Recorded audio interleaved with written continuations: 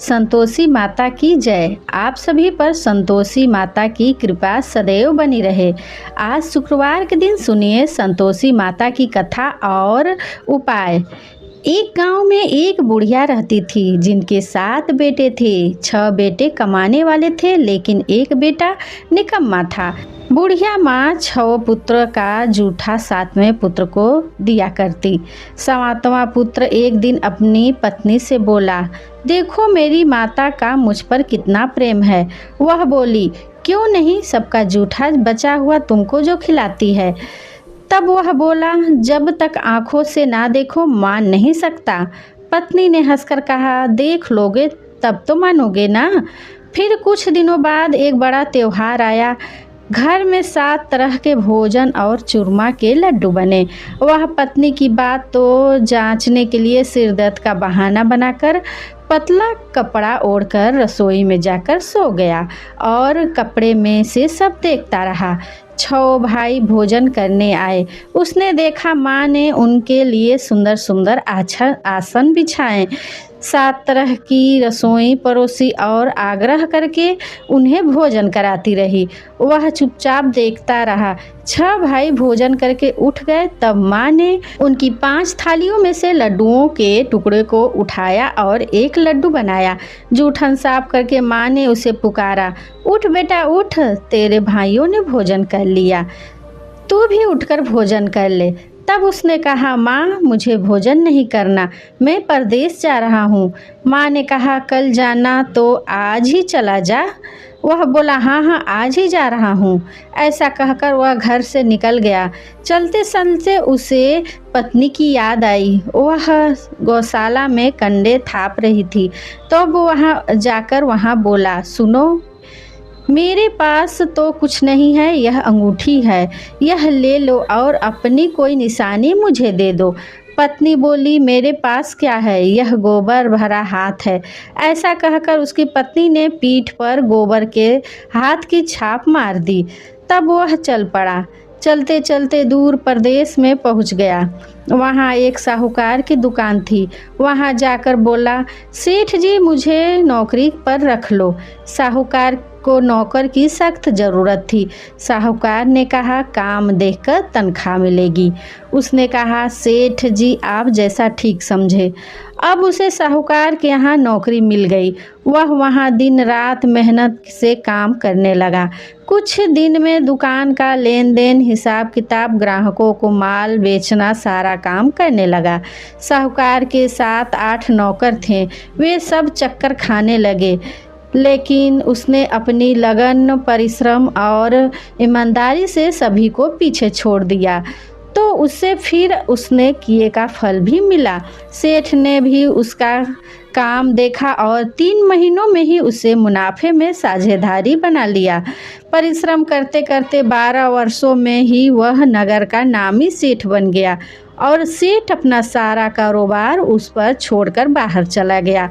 इधर घर पर उसकी पत्नी पर क्या बीती यह भी सुनिए। सास ससुर उसे अब दुख देने लगे। गृहस्थी का सारा काम करवाकर उसे लकड़ी लेने जंगल में भेजा करते। इस बीच घर की रोटियों के आटे से जो भूसी निकलती उसकी रोटी बनाकर रख दी जाती और फूटे नारियल की नरेली में पानी दिया जाता। इस तरह उसके दिन बीतते रहे। एक दिन जब वह जंगल में लकड़ी लेने जा रही थी तब उसे रास्ते में बहुत सी स्त्रियां संतोषी माता का व्रत करती दिखाई दी। वह वहां खड़ी होकर पूछने लगी, बहनों तुम किस देवी या देवता का व्रत करती हो और इसके करने से क्या फल मिलता है? इस व्रत के करने की क्या विधि है? यदि तुम अपने इस व्रत का विधान मुझे समझाकर कहोगी तो मैं तुम्हारा बड़ा एहसान मानूंगी। उसमें से एक स्त्री बोली, सुनो यह संतोषी माता का व्रत है।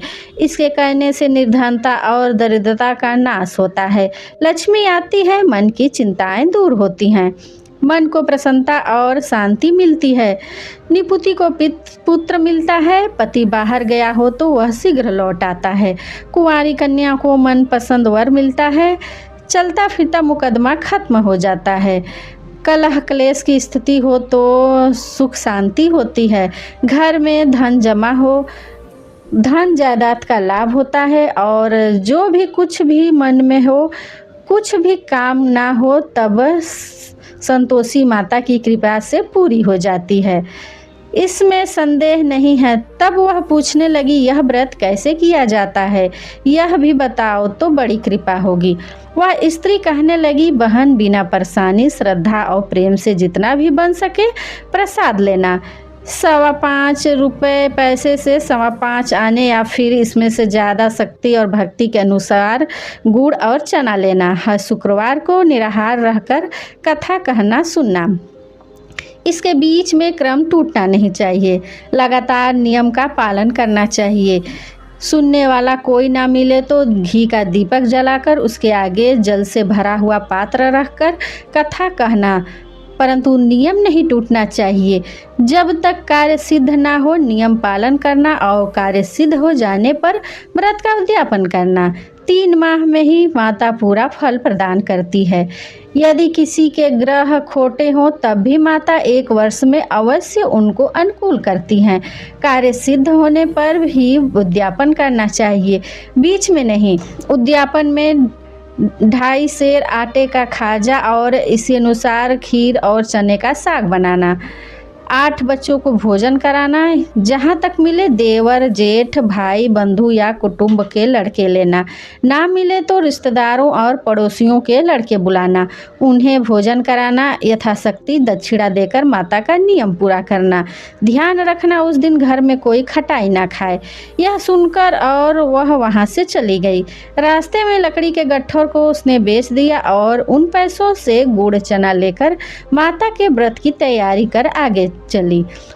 रास्ते में संतोषी माता के मंदिर में जाकर वह माता के चरणों में लेट गई और विनती करने लगी, माँ मैं दीन हूँ, निपुट हूँ, मूर्ख हूँ, व्रत के कोई भी नियम नहीं जानती, मैं बहुत दुखी हूँ। हे माता मेरा दुख दूर करो, मैं तुम्हारी शरण में हूँ। संतोषी माता को उस पर दया आ गई। एक शुक्रवार बीता कि दूसरे शुक्रवार को ही उसके पति का पत्र आया और तीसरे शुक्रवार को उसका भेजा हुआ पैसा भी आ पहुँचा। अब तो यह देखकर जेठानी मुंह सिकोड़ने लगी, इतने दिनों बाद पैसा आया, इसमें क्या बढ़ाई है। लड़के ताना देने लगे। काकी के पास तो पत्र आने लगे, रुपया आने लगा। अब तो काकी की खूब खातिर बढ़ेगी। अब तो काकी बुलाने से भी नहीं बोलेगी। बेचारी सरलता से कहती कि भैया पत्र आए, रुपया आए तो हम सबके लिए ही तो अच्छा है। ऐसा कहकर आंखों में आंसू भरकर संतोषी माता के मंदिर में जाकर वह मातेश्वरी के चरणों में गिरकर रोने लगी। कहने लगी, माँ मैंने तुमसे पैसा नहीं मांगा, मुझे पैसे से क्या काम, मुझे तो अपने सुहाग से काम है। माँ मैं तो अपने स्वामी के दर्शन और सेवा मांगती हूँ।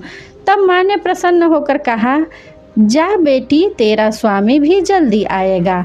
यह सुनकर खुशी से बावली होकर वह घर जाकर काम करने लगी। अब संतोषी माता विचार करने लगी कि इस भोली भाली पुत्री से मैंने यह कह तो दिया तेरा पति शीघ्र आएगा, पर आएगा कहाँ से। वो तो इसे स्वप्न में भी याद नहीं करता। इसे इसकी याद दिलाना तो अब मुझे ही जाना पड़ेगा। संतोषी माता ने उस बुढ़िया के बेटे को स्वप्न में समझाया, पुत्र तेरी पत्नी कष्ट उठा रही है। तब वह बोला, माँ यह तो मुझे भी पता है, लेकिन क्या करूँ, वहाँ कैसे जाऊँ। परदेश की बात है, लेन देन का सारा हिसाब किताब है और कोई जाने का रास्ता भी नहीं नजर आता। आप ही कोई राह दिखाएं, मैं वहाँ कैसे जाऊँ। तब संतोषी माता कहने लगी, सवेरे नहा धोकर संतोषी माता का नाम ले, घी का दीपक जलाकर दंडवत कर और दुकान पर जाकर बैठना। देखते देखते तेरा लेन देन सब चूक जाएगा और जमा माल बिक जाएगा। सांझ होते घर का धन का ढेर लग जाएगा। अब तो वह अगले दिन सुबह सुबह जल्दी उठा। उसने अपने मित्रों परिजनों से स्वप्न में माता द्वारा कही गई बात सुनाई। वे सब उसकी बात सुनकर उसकी खिल्लियाँ उड़ाने लगे। कहने लगे, कभी कभी सपने की बात भी सच्ची होती है। लेकिन उसमें से एक बूढ़ा व्यक्ति बहुत समझदार था। वह बोला, देखो भाई, मेरी बात मानो। इस तरह सच या झूठ कहने के बदले देवता ने जैसे कहा है वैसा ही करना। तेरा क्या आ जाता है। अब बूढ़े व्यक्ति की बात मानकर नहा धोकर उसने संतोषी माता को प्रणाम किया, फिर घी का दीपक जलाकर दुकान पे जा बैठा।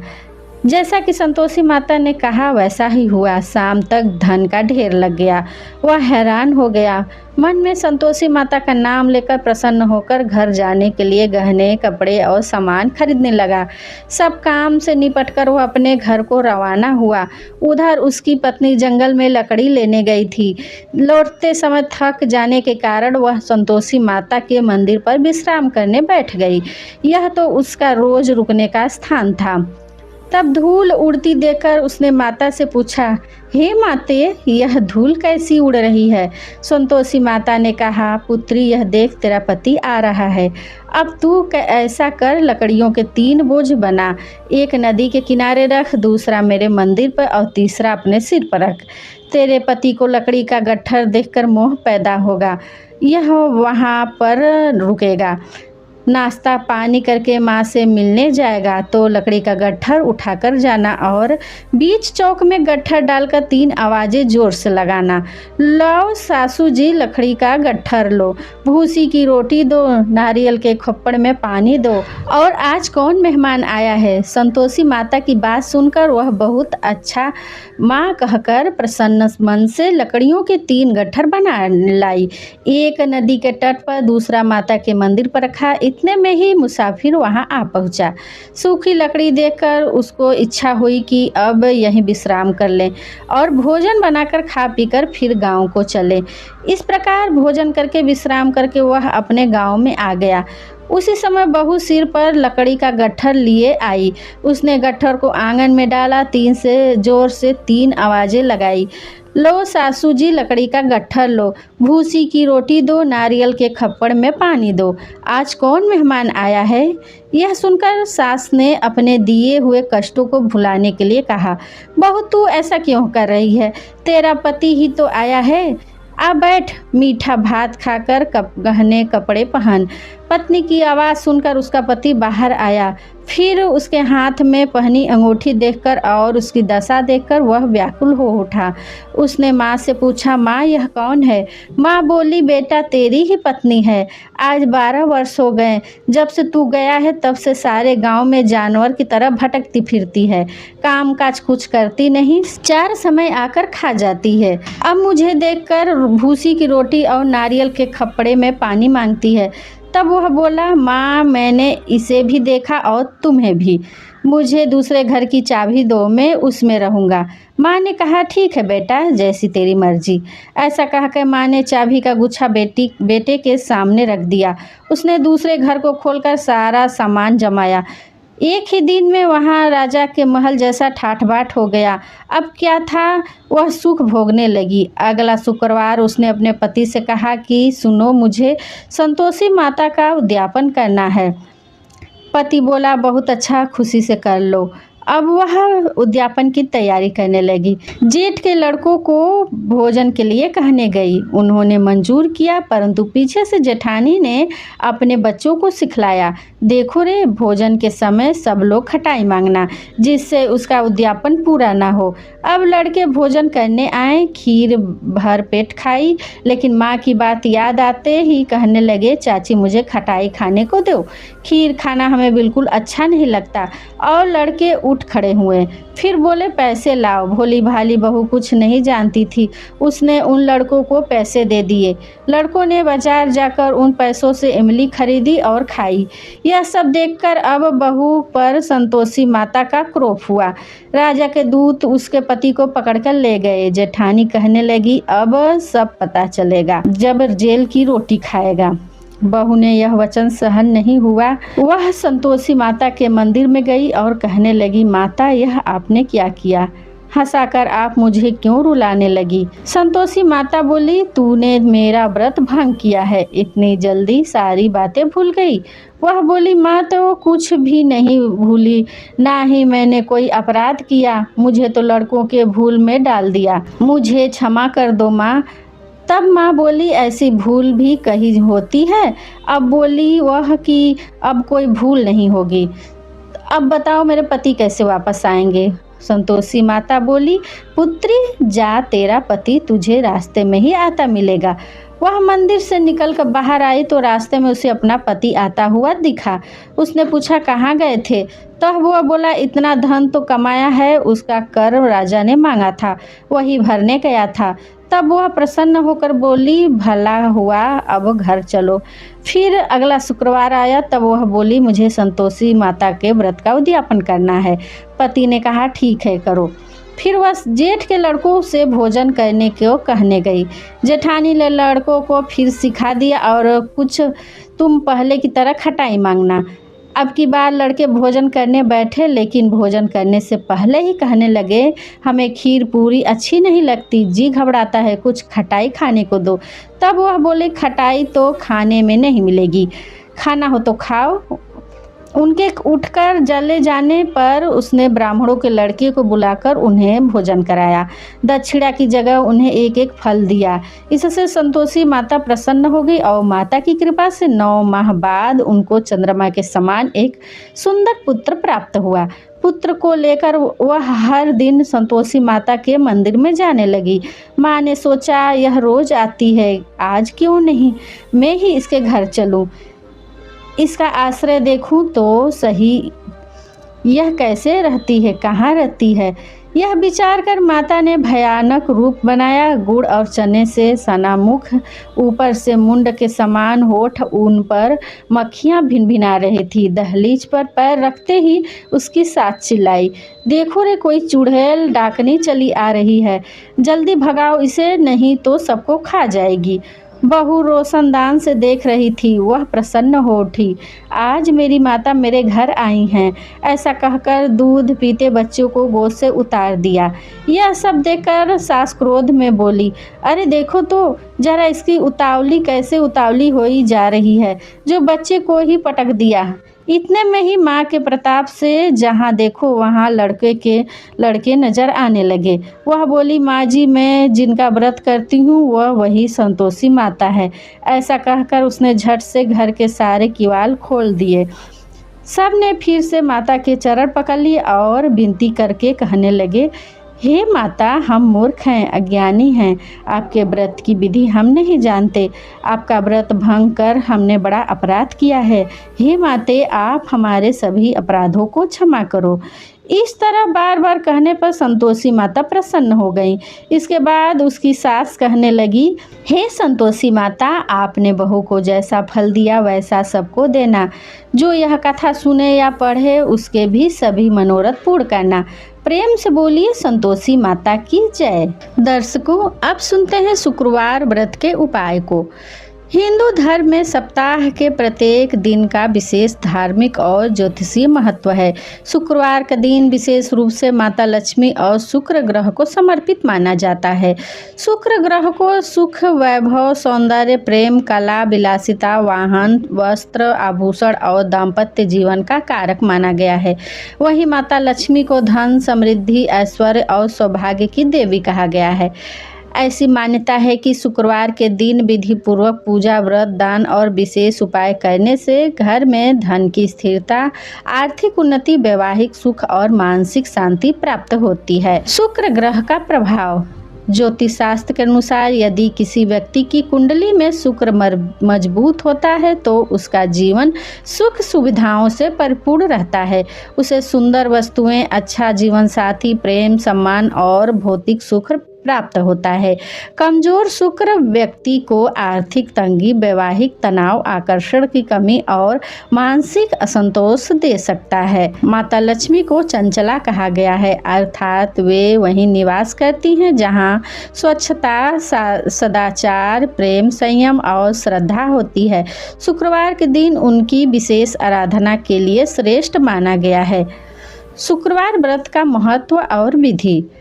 शुक्रवार व्रत क्यों रखा जाता है, पहले जान लेते हैं। धन की समस्या दूर करने के लिए, वैवाहिक जीवन में सुख और स्थिरता के लिए, मनोकामनाओं की पूर्ति हेतु, शुक्र ग्रह को मजबूत करने के लिए। और इसके बाद व्रत की विधि को जान लेते हैं। इस दिन प्रातः ब्रह्म मुहूर्त में उठकर स्नान करें, स्वच्छ सफ़ेद या गुलाबी वस्त्र धारण करें, माता लक्ष्मी और भगवान विष्णु की पूजा करें, लक्ष्मी व्रत कथा का पाठ करें, दिन में फल, दूध और मीठा भोजन लें, शाम को दीपक जलाकर आरती करें। लगातार 16 शुक्रवार तक यह व्रत करने की परंपरा भी प्रचलित है। शुक्रवार के दिन किए जाने वाले शुभ उपाय।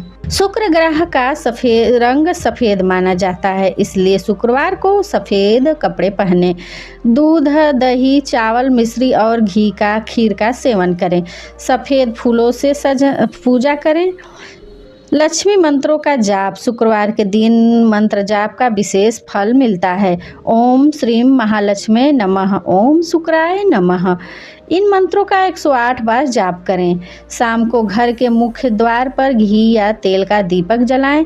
दीपक में रुई की जगह लाल धागे की बाती भी प्रयोग की जा सकती है। इससे नकारात्मक ऊर्जा दूर होती है। दान को लक्ष्मी प्राप्ति का सबसे सरल उपाय माना गया है। दान करने योग्य वस्तुएं जैसे सफ़ेद कपड़े, चावल, दूध, मिश्री, चांदी, इत्र, सुगंधित वस्तुएं, सौंदर्य प्रसाधन महिलाओं को जैसे देना है। दान हमेशा श्रद्धा और सम्मान से करना चाहिए। महिलाओं के लिए विशेष शुक्रवार उपाय। माता लक्ष्मी को श्रृंगार का सामान अर्पित करें। कन्याओं या सुहागिन महिलाओं को वस्त्र या मिठाई दें। पति पत्नी में प्रेम और सम्मान बनाए रखें। घर में झगड़े और कटु वचन से बचें। धन वृद्धि के लिए शुक्रवार के दिन उपाय। तिजोरी में लाल कपड़े में 7 कौड़ियाँ रखकर लक्ष्मी मंत्र पढ़ें। शुक्रवार को नया पर्स या बटुआ उपयोग में लें।